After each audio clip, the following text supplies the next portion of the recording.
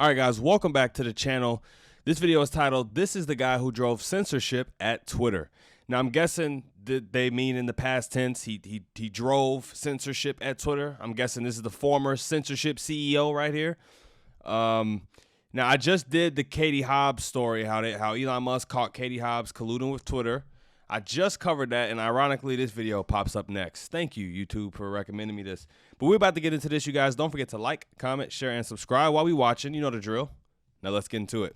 I say this from a position of unquestioned privilege as a cis white male. Like, the internet is much scarier and much worse for lots of other people who aren't me, but it was pretty scary for a long time.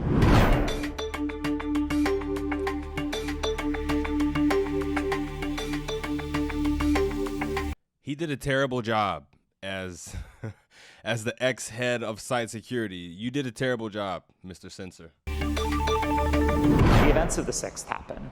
And if you talk to content moderators who worked on January 6th, myself included, the word that nearly everybody uses is trauma. We experienced those events, not some of us as Americans, but not just as Americans or as citizens, but as people working on sort of how to prevent harm on the internet. We saw the clearest possible example of what it looked like for things to move from online to off. We saw we saw the way that rhetoric about a stolen election was being mobilized. Now, everything in today's world is online. You know, damn near everything is online. You know what I mean? But this is deeper. This goes beyond just online talk to real life. He's discounting completely how a distrust in the government is what led to something like that. It's a distrust in the government that leads people to go and riot.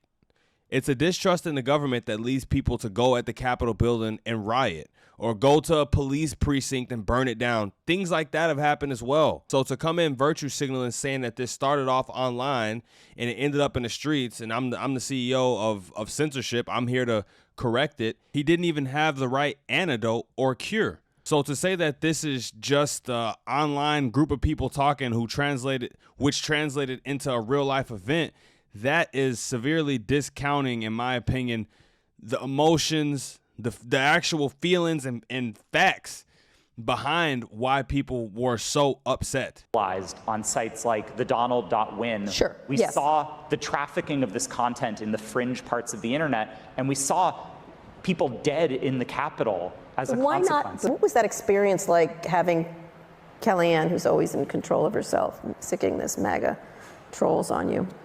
It's terrifying. All of a sudden, we apply a misinformation label to Donald Trump's account, and I'm on the cover of the New York Post. And that is a deeply terrifying experience. And I say this from a position of unquestioned privilege as a cis white male. Like, the internet is much scarier and much worse for lots of other people who aren't me, but it was pretty scary for a long time. What was the as a result part? of that? All that is accountability that he didn't want to take. That's all that is. You know, he's suppressing stories. He's banning people. You know, he's completely aiming he's aiming all of his shots at conservative people. So when you do that, of course, there will be pushback on you. Of course. And the internet is not a scary place. The internet is a crazy place. It's wild. It's insane. But I wouldn't classify the internet as scary. If you got on the internet and you're scared, you need to grow up. You need to toughen up. You need to thicken up your skin, because the real world is much scarier than the internet.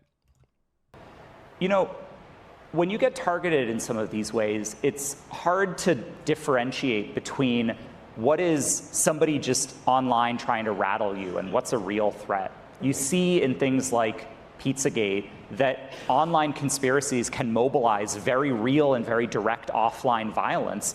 And I worry about that. Hey, Babylon. So based off how he's talking, which no surprises here, everything that conservatives truly care about, like, you know, the election, borders, crime, everything's that conservatives genuinely care about, everything that conservatives genuinely care about, this guy doesn't believe in.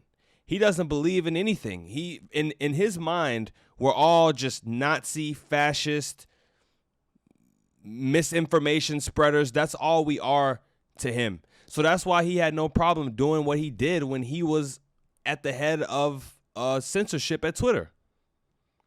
And that's the problem, is that just like in academia, these people come into these companies with positions of power, and they use their bias. They use their bias at work.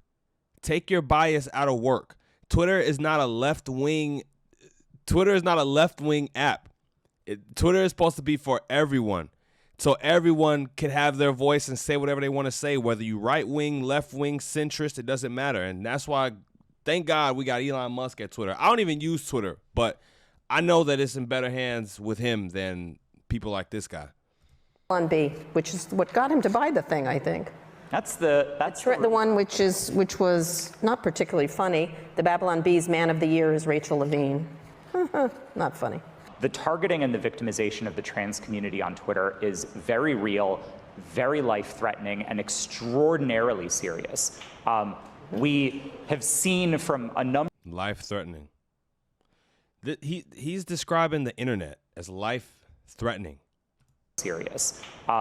We have seen from a number of Twitter accounts, including libs of TikTok notably, that there are orchestrated campaigns that particularly are singling out a group that is already particularly vulnerable within society. And so, yeah, not only... What's wrong with libs of TikTok? There's nothing wrong with libs of TikTok. Libs of TikTok is hilarious. I don't TikTok, but I see their stuff on YouTube all the time.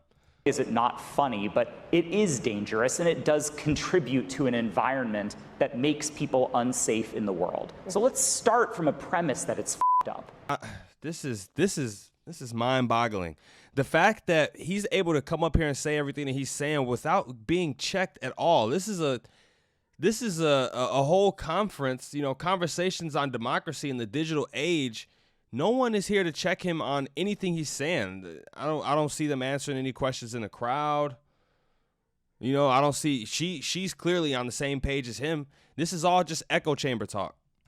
Written policies prohibit misgendering, full stop. And the Babylon Bee, in the name of satire, misgendered Admiral Rachel Levine. And I just want to throw this and just sprinkle this in there.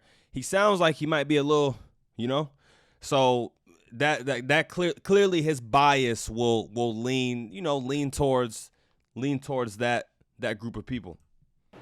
Twitter nominally, but it's still misgendering. Okay. And there can be a very long and academic discussion of satire and sort of the lines there. Interestingly, Apple tried to tease out this question of satire and political commentary in their own guidelines, which I think are also fraught. But, we landed on the side of enforcing our rules as written. And that's how it got bought by Elon Musk, just in case you're interested. He was mad about that. I remember that. So Twitter's a dangerous place. Twitter's a dangerous place for the LGBTQ community. He didn't just say that outright, but when he talks about marginalized communities and communities who are very vulnerable, I'm guessing that's who he's talking about.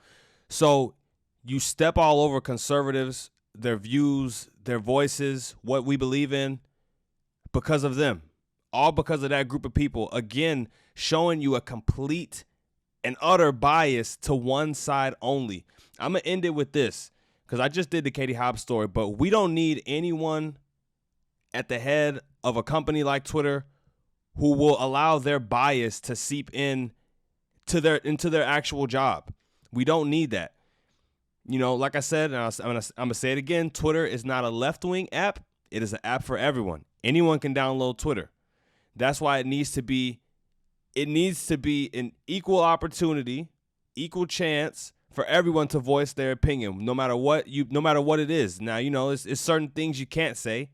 Like you can't walk into a movie theater screaming bomb. You'll get tackled and you'll get arrested. But, the line of where you draw the line of free speech is a whole nother conversation. But that's it for the video, you guys. Don't forget to like, comment, share, and subscribe on your way out the door. Let me know how you felt about this in the comments below. Till next time, you guys, I'm out. Peace.